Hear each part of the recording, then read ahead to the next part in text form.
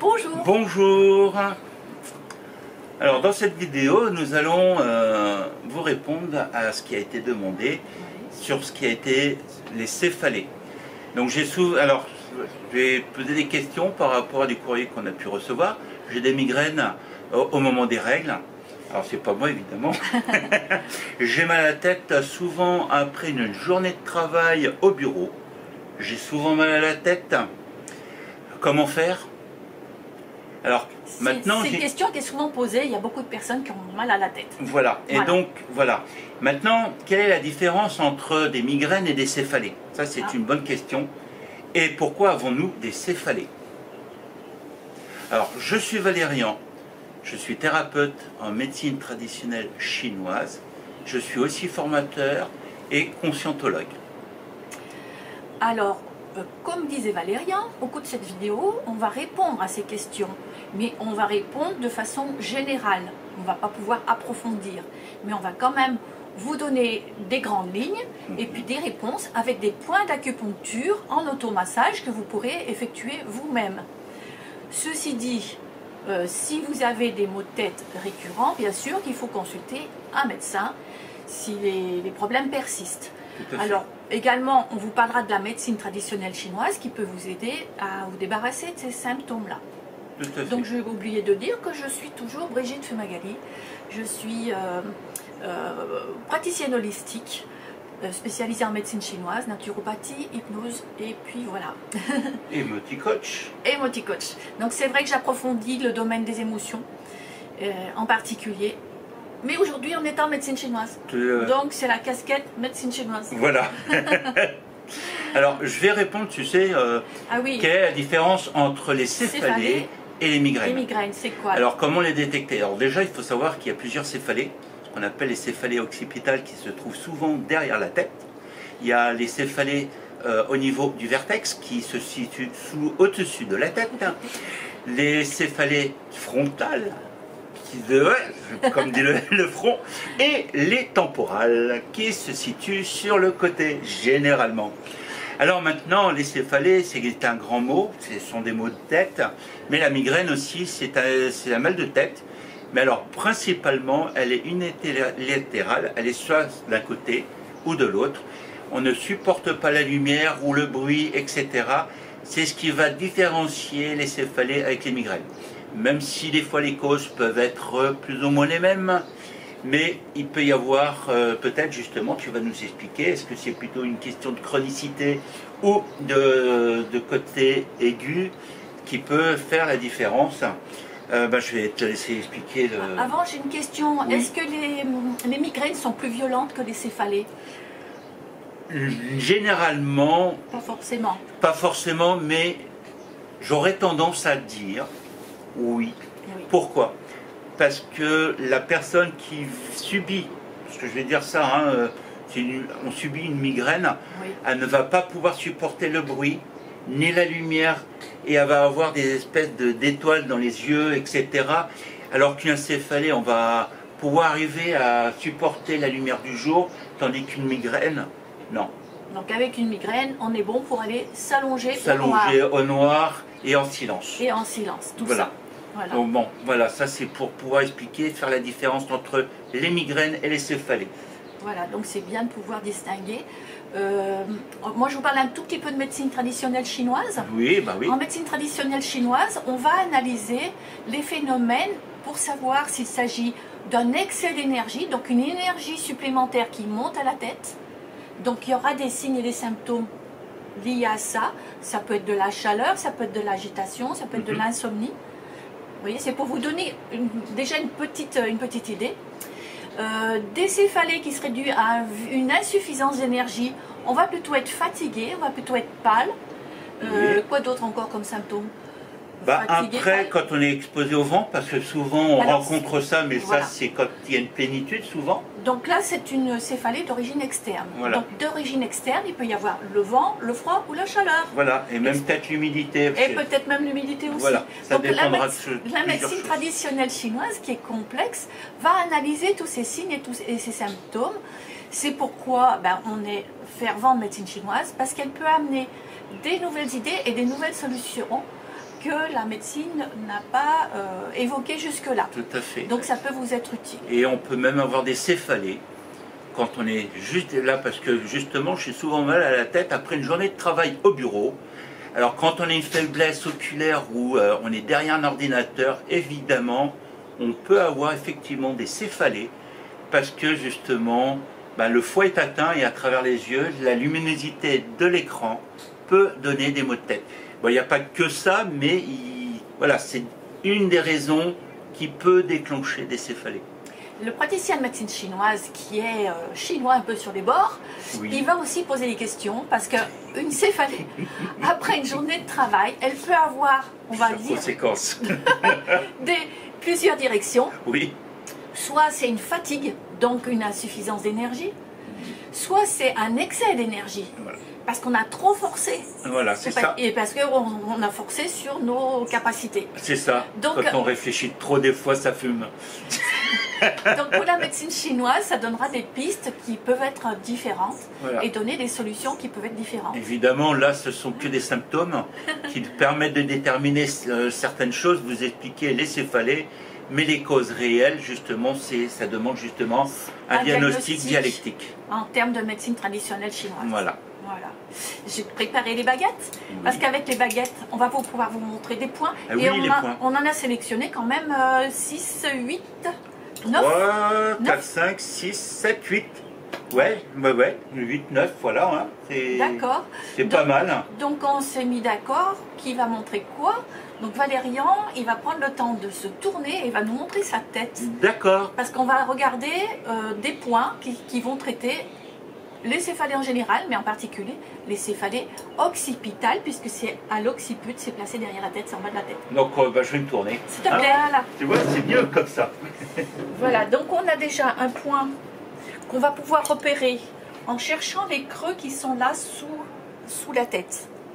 Voilà, je prends le temps de bien montrer ici. Donc on va chercher ces points. Mais finalement, je ne prends pas la baguette, puisqu'on va pouvoir les masser. Mais ce n'est pas des points qu'on va masser trop rapidement. Tu es d'accord avec moi? Tout à fait. Voilà. Parce que si on va dire que si c'est massé trop vigoureusement, ça peut provoquer des vertiges. Donc on va les masser avec douceur. Mais quand même avec un certain temps. Je ne vais pas le faire ici, mais il faut rester parfois au moins 1 minute. Alors, il y a un autre moyen de les masser. Vous voyez, on cale la tête. Mais ça, c'est parce que moi, je masse quelqu'un d'autre. Mais donc, vous pouvez demander à quelqu'un de masser pour vous, ou vous pouvez masser quelqu'un qui aurait ce problème de mal de tête. Ouais.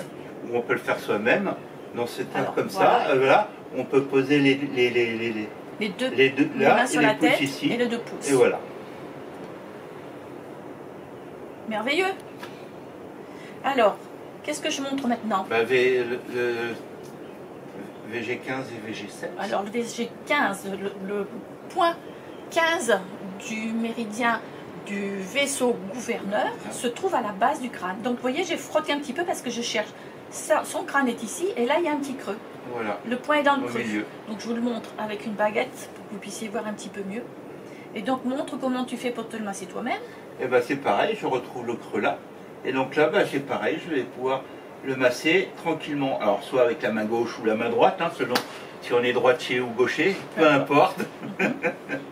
Et on avait aussi envie de vous montrer un autre point qui est situé juste là où il y a une petite aspérité. Voilà, donc au-dessus, donc sur le même axe. Et là, il y a une petite aspérité, c'est-à-dire une petite mini-bosse, quoi. Hein? Oui, c'est ça. Voilà, ben, tu montres, moi je peux le masser comme ça, je peux le masser avec une baguette. Voilà, une baguette ou le pouce, pareil, dans le même principe. Vous avez vu, on vous a déjà montré 3 points. Voilà, ça c'est souvent pour les céphalées occipitales. Occipitales, voilà, c'est ça, les céphalées occipitales. Mais ça me fait penser à quelque chose qu'on n'a pas évoqué, c'est-à-dire que la céphalée, le mal de tête, il peut être dû justement à un problème ostéopathique. Peut-être qu'il faudrait voir un ostéopathe. C'est ça. Et ça, ça, moi je le connais, comme je remets aussi en voilà, place tout ça, ça peut aider. Voilà, c'est ça. Donc alors, il faut replacer les vertèbres, et parfois c'est pas beaucoup, ou alors c'est simplement des tensions musculaires que l'on peut effacer aussi. Je vais juste mettre une parenthèse aussi. Ouais, bien souvent on a des céphalées quand on est exposé au vent. Et alors, le point qu'on a montré comme le tout premier, c'est ce qu'on appelle le marée des vents. Quand on appelle le point, c'est celui qui est en double. Les autres sont en simple. Voilà, ils sont, voilà, le VB20, oui. donc le tout premier, c'est ce qu'on appelle le marée des vents. Oui. Donc quand il y a le vent qui pénètre, c'est au niveau du cou. Oui. Alors, généralement, pour pouvoir vous situer, c'est à la 7e cervicale, là où il y a la grosse bosse, au niveau oui. de la colonne. Le vent va pénétrer par là et va s'accumuler sur ces points-là, VB20. Donc ceux qui sont sensibles au vent, je leur recommande de mettre un cache-colle pour pouvoir protéger cette zone-là. Et vous savez comment il s'appelle en chinois? Non, je... Feng Shui. Feng Shui. Donc c'est la porte du vent. C'est ça. C'est la même chose que ce Tout que à tu fait. dis là. Voilà. Alors, on va enchaîner maintenant avec un point que, si vous avez déjà regardé nos vidéos, on a déjà vu. Oui. Hein? Donc à la main. À la main. Donc. C'est toi qui le montres. Ben Alors, voilà. je montre ma main. Attends. Voilà. Ça, voilà. Alors, comme on dit, on a l'index, le pouce. On demande à la personne de bien serrer et vous voyez le petit. Alors, avec le petit monticule qu'il y a là, il y a une espèce de ligne qui remonte ici. Donc là, le point, il va être juste là. Et là, on va masser. On va masser ce point-là, ce qu'on appelle le gros intestin numéro 4. Ça s'appelle Regou, la gueule du tigre. Voilà. Donc J'aime on bien va les masser mouvements. et doucement, c'est pareil. On va, avec le doigt, tranquillement. C'est un point qui est souvent un peu sensible, mais on insiste un petit peu. Donc quand on le fait soi-même, vous voyez, ça peut être ça. Voilà. Le faire soi-même. Toup, toup, toup. Voilà. Donc, Ensuite. après, ben, ce sont des points qui sont hors méridien. Allez. Alors, Par quoi tu commences? ah ben, je vais prendre le yin-tang, celui qui est facile à trouver. Oui. Le yin-tang, c'est, vous voyez, donc là, on parle, pour ceux qui connaissent un peu le troisième œil, Oui. eh ben, on va le trouver entre les deux Tes deux sourcils. les deux sourcils. Donc, est-ce que tu peux mettre un peu plus face À la comme caméra. ça, à la ça. caméra, pour qu'on voit. Donc, on va dégager un peu le front pour le mettre ici. Donc là, vous voyez, avec la baguette, et on va masser. Donc, avec le doigt, on va masser aussi. Donc pour le masser seul, c'est vraiment très pratique. Moi, j'aime bien utiliser le majeur. Et donc voilà, c'est un point qui est assez facile à trouver. Et assez facile à masser. Donc on peut, en fait, on peut tourner, mais on peut aussi avoir des appuis et relâcher. Tout à fait. Relâcher. Voilà. Voilà. Et maintenant, sur le côté, donc là, c'est ce qu'on appelle le triangle, donc c'est le temporal. Donc là, normalement, quand on descend la base de l'arcade sourcilière, on prolonge, on va le situer donc à l'axe, à la pointe de l'arcade, et on va vers l'arrière à un demi-centimètre. Hein. On va le retrouver ici. Voilà. Donc là, on va le masser, pareil, avec le doigt, ou on peut le faire soi-même. C'est ce qu'on appelle le point des tempes. Vous savez, il y a un creux. Oui. Mais il faut masser légèrement à l'avant du creux. Voilà. Pas vraiment dans C'est pas dans le creux, c'est vraiment à l'avant. On est d'accord. Merveilleux. Voilà. Alors, de quelle manière on l'a dit au fur et à mesure? Voilà. Quelle fréquence? Eh bien, quand vous avez mal, Bah, tout vous à fait. soulagez. Et vous pouvez faire aussi de la prévention si vous savez que vous craignez. Alors, il y a aussi un autre point qu'on n'a pas. Il y en a encore deux autres. Non, mais il y en a plein. Voilà. Maintenant, il y a celui, ce qu'on appelle le V2. Donc, celui à l'arcade sourcilière. oui, oui. Ah, voilà. Et donc, même, on peut adjoindre.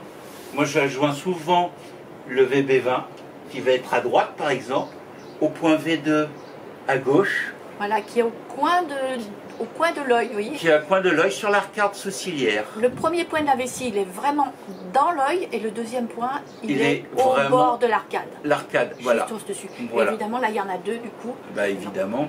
Et j'ai remarqué que on peut traiter l'un d'un côté et l'autre en diagonale. Côté opposé. Voilà. Et inversement pour l'autre côté. Moi, c'est ce que je recommande. Après, on n'est pas obligé, on peut. Oui. Peu importe. Non, mais testez-le, voyez ce qui vous fait du bien, c'est ça le Voilà, objectif. c'est ça.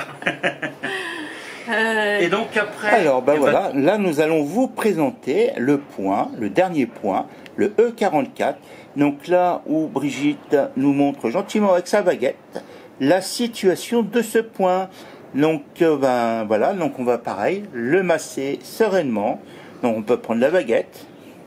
En fait, on peut être bienveillant, mais c'est quand même un point qu'on va ce qu'on appelle nous disperser. Disperser, Donc oui. masser assez vivement. Oui. Et bon, vous pouvez le faire avec une baguette ou l'envers d'un stylo, c'est-à-dire un outil qui soit pas, où est-ce qu'il est le truc? Un outil qui soit pas agressif. Voilà. Mais vous pouvez également Avec le doigt. avec les doigts, donc vous mettez un doigt dessous, Un doigt dessus et le pincer. Et là, vous voyez, je pince vraiment assez vigoureusement.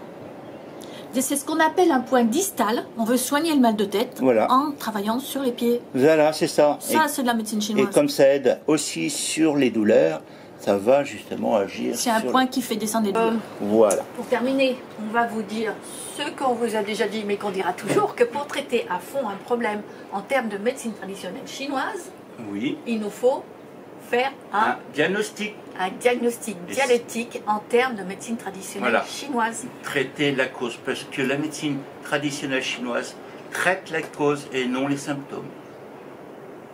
Ça, c'est important. Évidemment, on va vous mettre des liens.